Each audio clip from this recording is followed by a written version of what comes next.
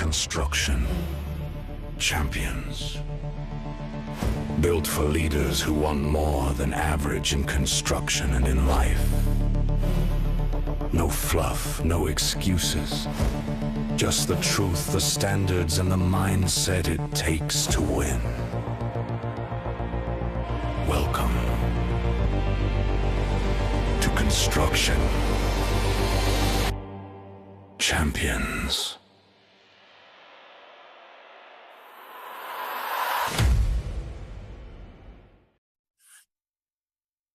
Welcome back to Construction Champions. I'm your host, Ron Nussbaum, and I have the amazing, it's an honor to be here with you today, all listeners all over the world, and continue to bring forward the best possible information in the construction industry and help you solve the problems that you have within your business. And today, we have a special guest with us. Galen, it is great to have you here today. Yeah, no, pleasure to be here, Ron. Thanks for having me on. Awesome. Well, before we dive into it, why don't you introduce yourself to all the construction champions listening out there? Yeah, sure thing. So my name is Galen Hare. I own a law firm called Insurance Claim HQ. And what we do all over the United States, but also in other countries as well, is we help policyholders and contractors that are having issues with insurance companies paying after a covered loss, such as whether that's a hurricane, a tornado, a wildfire, anything like that. I love it. And I love the subject that we're talking about today, and that's going to be legal pitfalls and how to avoid them, because there are so many legal pitfalls in the construction world, especially when you bring in insurance companies as well. And I love this conversation. So being that you live in this, what are some of those pitfalls that you see guys just fall into over and over again?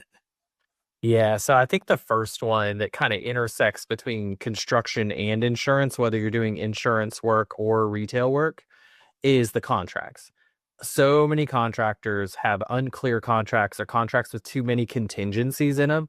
And especially when you're doing insurance work, but really any time in your business, that creates an ambiguity, which an insurance company is going to seize upon to pay less. Why do people have so many contingencies in there? Or like how did we get down that road, I guess? I think it's sales, I think that's really where it comes from, is the sales guys, when they're trying to close that deal and they get any pushback from the prospective customer, they're like, well, what if we put this in only if you get paid for it? What if we say we'll do this? What if we throw in this upgrade if we get enough money? And next thing you know, there's not like a firm price on the contract. Like the perfect world, firm price on your contract, change orders that amend your price when the customer asks you to do more stuff, right? But so many contractors get away from that, I think, because they're trying to please the customer and keep the customer on the hook. And the problem is an insurance company looks at that and says, okay, your contract basically says you're going to do all the work for whatever we pay. So guess what? We paid what we're going to pay. Go do the work.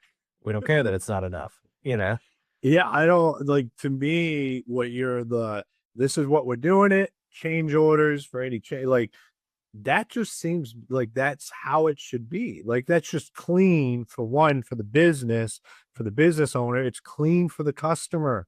And then the insurance company as well. Like, I don't know why we confuse this a lot more than what it has to be. I know the sales thing, but for me and my past of doing this is having more clarity, having that set outcome of what's going to happen leads to a better customer experience. Always. It might make it a harder sale initially, right? Because you're not making all these concessions, but your client, your customer is going to know exactly what they agreed to, exactly what is going to be owed and what work is going to be done. And as long as you do it, the relationship should go fine, right? The problem actually, all those contingencies actually make it worse because the customer keeps thinking they can get more and more and more, and you want to do less and less and less until the money starts coming in, right? And now you've got a customer that's like, well, my contractor disappeared on me.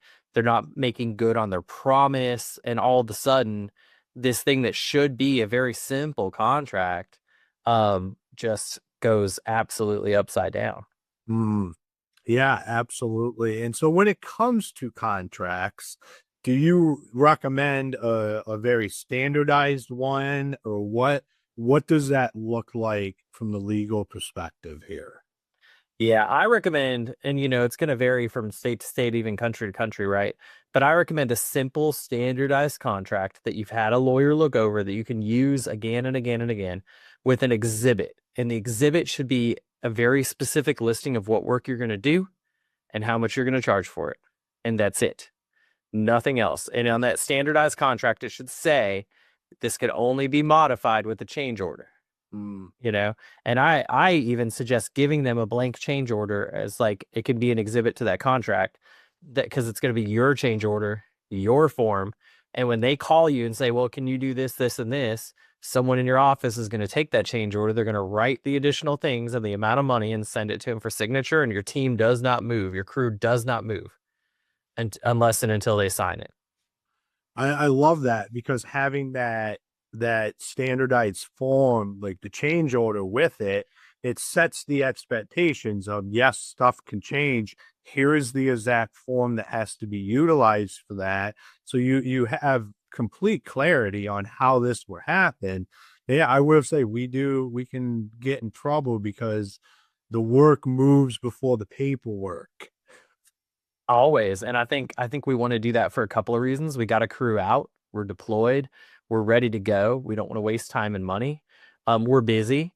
You get that call from your customer, and then 3 other customers call, and then the supply house calls, and then one of your guys on your crew calls, and last thing you want to do is paperwork. But you can digitize all this these days, right? Like nowadays you can have a little iPad or something, or even from your phone, you get these contracts locked down and you can edit them on your iPad and send it out for electronic signature from your phone right away. So not much of an excuse anymore. And it just dovetails real well into dealing with insurance, because there's so many more pitfalls but it all relates around like the contract and how you communicate and what you do. Yeah, let's dive into that, because I know a lot of our listeners do insurance work. I think it's one of the most misunderstood. There's all kinds of different theories, not necessarily practicalities on how you do this. So how do you, besides having the contract squared away, which if your contract is not squared away from a dealing with a homeowner's perspective, I would recommend getting that fixed before I started doing any insurance work. Mm-hmm. Absolutely. So the next thing, and it's kind of related to your contract, but kind of not, is your pricing model, right? A lot of contractors get in trouble on insurance because they start giving the customers upgrades. That's fine. It makes sense. If you're going to rebuild a house or you're going to put on a new roof, you don't have to put on exactly what was on before. But when you're pricing it out, for God's sakes, price out that upgrade separately so the insurance company can see what the value of the upgrade was. Otherwise, they're going to fight with you, the contractor, about the price for everything. Like an example, you've got a roof, you're going to do kind of the standard 3 or 4 upgrades on the roof, right? Let's say your price was like 80 grand for that roof, no problem. These are upgrades in a retail world you'd probably do for free. But if you don't put a price on that, now the insurance company is going to say, well, we think the roof was a $20,000 roof and these upgrades were 60,000, right? And now you're fighting. You already did the work. You're already out the costs. And now you're fighting about what you did because they're accusing you and the homeowner or the customer of trying to take advantage of them. So you put a price on that. So you price that roof at whatever it is, 65, 70, maybe even 75, because maybe these are the upgrades you normally do for free. Price the upgrades at 5 grand. Tell the client, look, you're probably going to owe me 5 grand for these upgrades. If not, we'll deal with it. But at least that way the insurance company doesn't come back and say, well, you had no price on the roof versus the upgrades, so we're going to fight with you about the whole thing. So that's interesting. So would you recommend like very itematized pricing, or would you like just say the upgrades that you would just typically do, like it's part of your sales process? Like, would you list those as free and just have the roof call? I don't like, is it? I'd give him a cost. I wouldn't do him for free because I think you'll end up in the same fight. Even if you would normally do it for free in a retail world, I would put a value on it, something, right? It might be nominal because it's something free, but it gets even bigger than that, right? Let's say a whole house, you're essentially doing a full reno on a house after a big fire, and they want to move a wall from here to here, or they want to make the bedroom bigger, right? You got to almost have a separate like section of your exhibit of the work you're doing that says upgrades and changes to the home, and put just the cost for those, right? What you're charging for those. Because otherwise the insurance company is going to say, well, we didn't owe to make the bedroom bigger. We didn't owe to move that wall. We didn't owe to take out a wall, right? Like unless that wall was never there to begin with, right? So they're going to fight with you about it. So yeah, you got to itemize it. I don't think you need like an Xactimate, like itemized line by line by line contract, but like it can be as basic as, remove wall from kitchen, relocate or make kids' bedroom larger, right?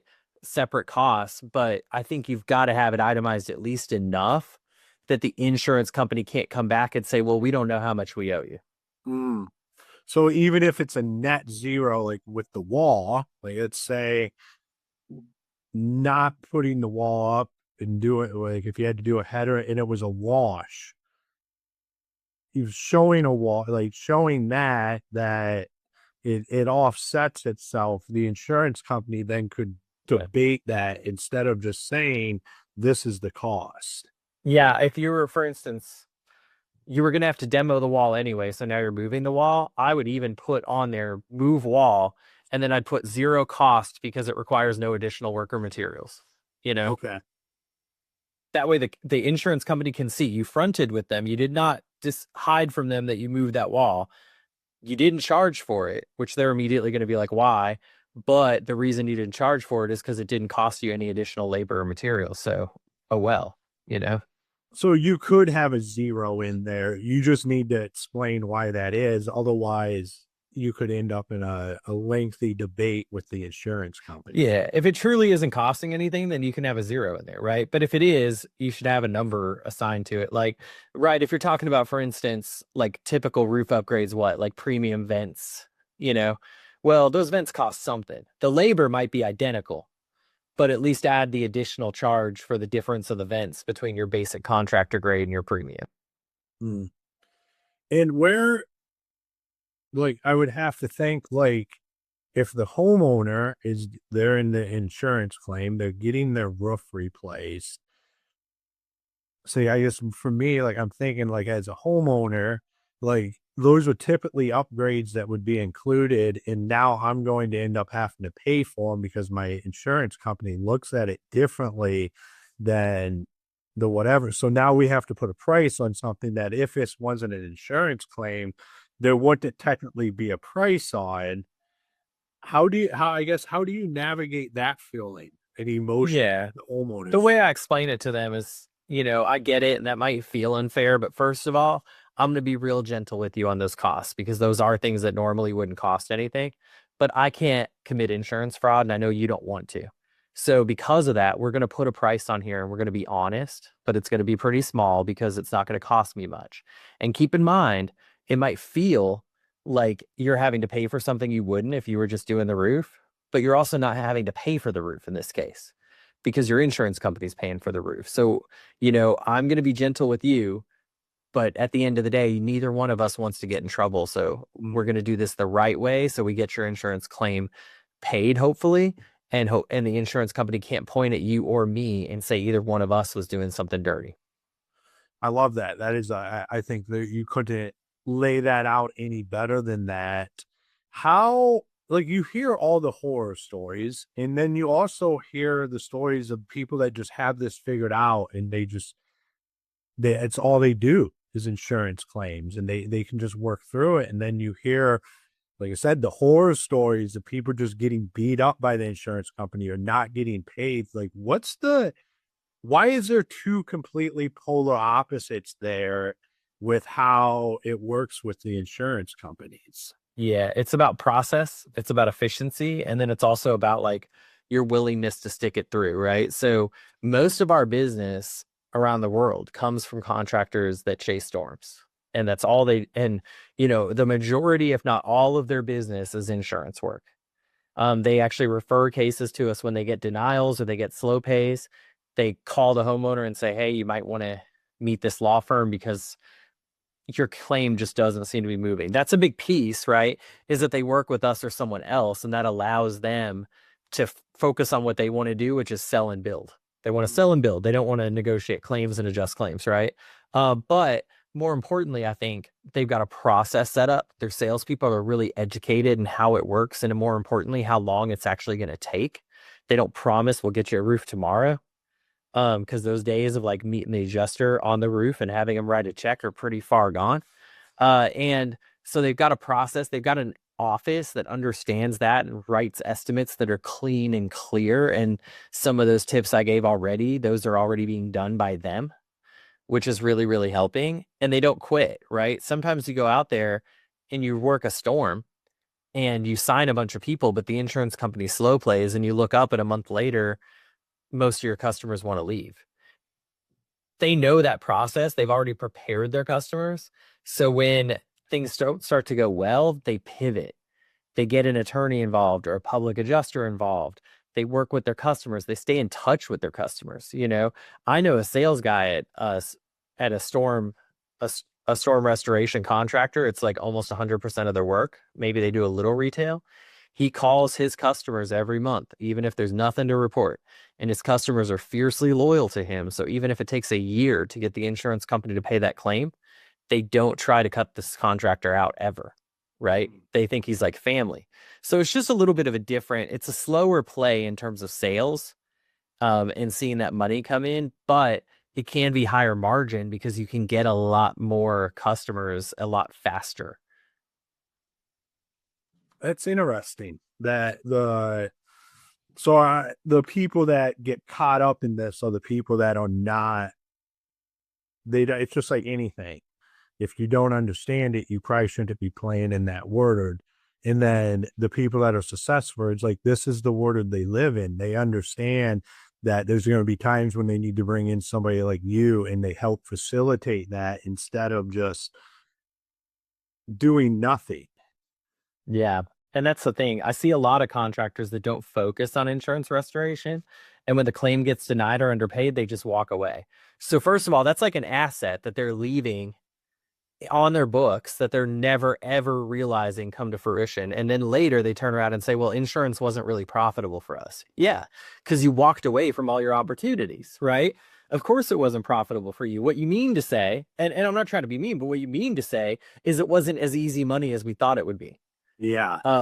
But they sometimes get upset at that. But that's the biggest thing, is you have to take your denials and then have a process for getting those reviewed by insurance professionals for whether those can be turned into dollars. Okay. So is that something that you also help? Like two questions, I guess. Is there a timeline on this stuff for like anybody that's listening? They have some of this stuff sitting on their books. It's been sitting there. Is there a timeline that they have to act on that? And then is this something that you help companies that don't do this set this up to do it the right way? Yeah. So as far as the timeline, you should assume it's a year, but it's going to vary from state to state. And sometimes it's not even a clear year. Like in some states, it's a year from the time the insurance company like rendered its last decision, right? So you get with like us or another law firm and you say, hey, I'm in Ohio. What are my time limits? And we'll walk you through that so you kind of know. But if you're trying to be ultra conservative, a year is going to be like pretty much the lowest it'll ever be, right? And then as far as like helping, yeah, we've done that for contractors in the past. And I think not only us, but I think our competitors do it too. We sit down with contractors and say, okay, let's talk about what your storm restoration world looks like now. Let's see what your workflow is.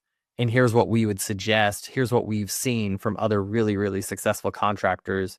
And here's what we'd like to see you do for us to be a really good partner to you.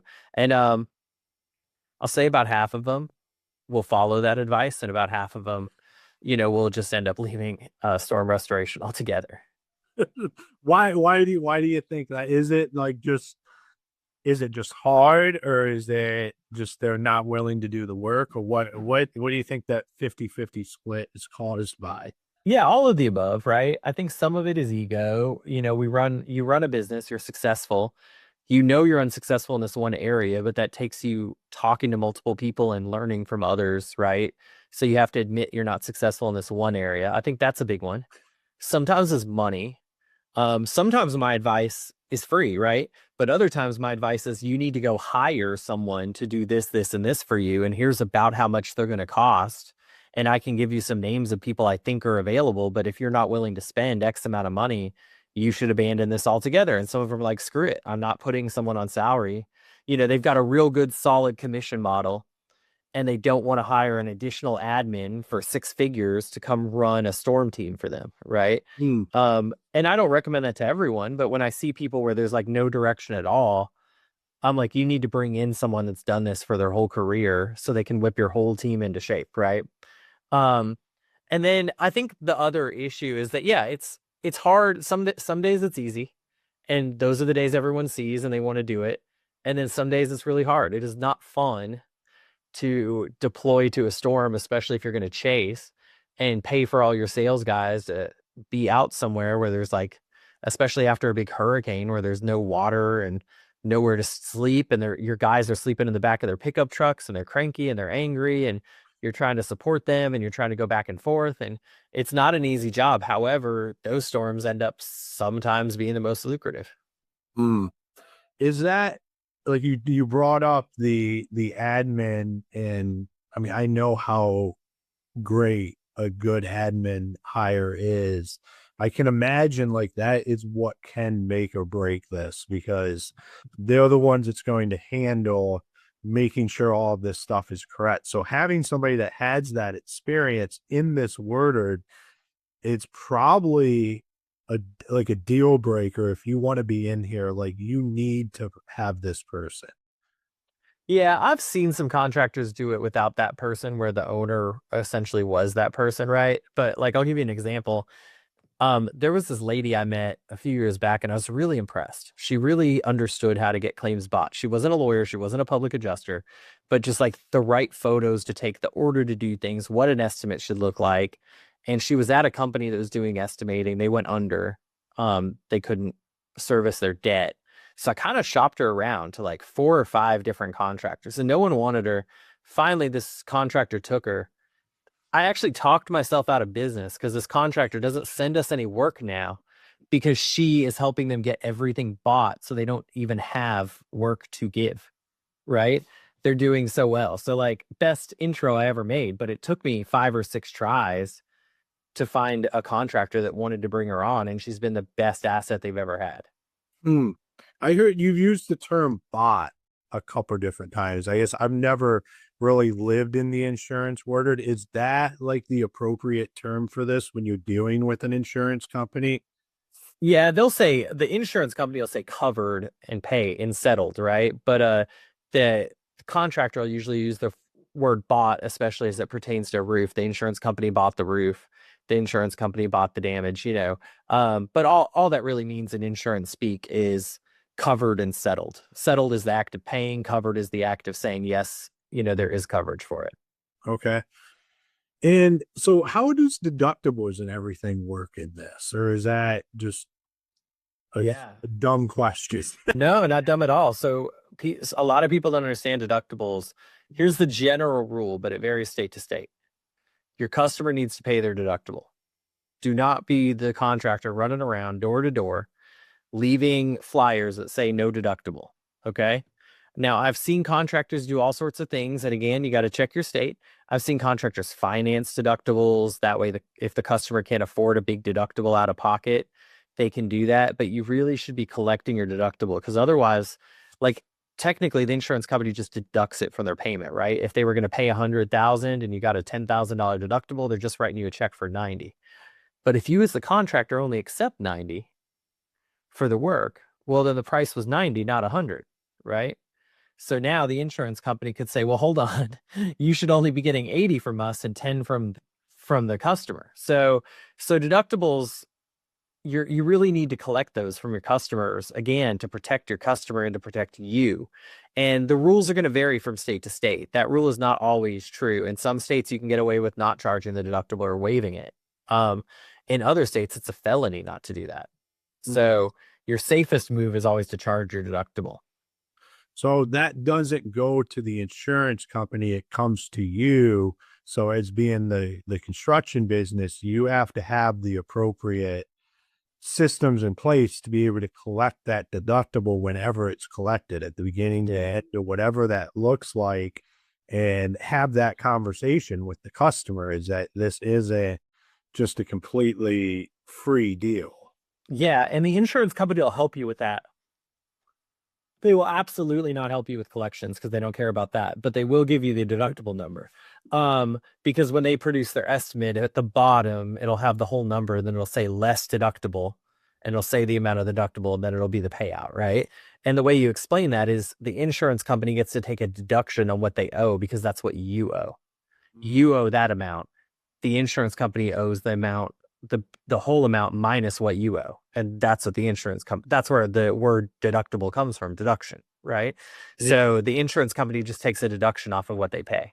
So that's your job to get it from the homeowner. Yeah, they're not in the collection. That's smart on their behalf. They're already going to check. They don't want to write you the check for the full amount, and then they have to collect from the homeowner on that deductible. Just take it off the top and let you do the collection with the homeowner. But in a lot of states, you can work out something fair. A $10,000 deductible, not a lot of people have 10 grand laying around, right? But there's all these companies that'll finance that. They'll finance it over years if need be. So there's a lot of options. Yeah, I know, definitely the finance route. I've heard that a lot. But it's something that needs to be talked about because, like you said, it becomes a liability if you don't talk about it. And then at the end of the project, you have a $20,000 deductible. How would you like to take care of that? Yeah, no, exactly. Awesome, man. Well, this has been a fantastic conversation today. I've really enjoyed it. I've learned a lot. Like I said, I've never lived in the insurance world exclusively, only some random oddball things. It was always a pain in the butt, but we never did not get paid. But like you said, it is a time game. It is something that you have to be just willing to be involved in and know that you're just going to have a lot more on the front end. Yeah, 100%. Awesome. Well, for all the listeners, if they wanted to connect with you, learn more about what you do, where's the best places for them to do that? Yeah, sure thing. Website is insuranceclaimhq.com. Same thing for Instagram, Facebook. And you can also find me on Facebook and Instagram and send us a message, and a real person will actually answer the phone 24/7. And we will also reply to you on social media. Awesome, man. Well, thank you for taking the time and being on the show today. Thank you, Ron. Awesome. All right, construction champions, another episode in the bag where we really dove into insurance work, the claim process, the pitfalls around that, and how to set yourself up for the best success. And like I always say on here, is the best success is to have experts in your corner. So if this is a word that you live in or you're thinking about getting into, I would reach out. We just brought an expert on here. Probably answer your questions. Find out what 50% you're going to be in. Are you going to say, hey, this is for us, or are you going to go all the way? I think you have enough context now to have an educated conversation. So construction champions, go do that. Be part of the people that actually take something from a podcast and go do something and change their life and business. And until next time, be the champion you're meant to be.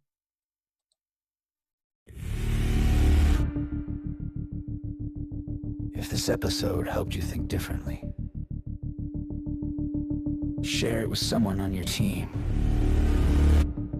And make sure you're following the show. Every conversation like this helps raise the standard for our industry. Until next time, go be the construction champion you're meant to be.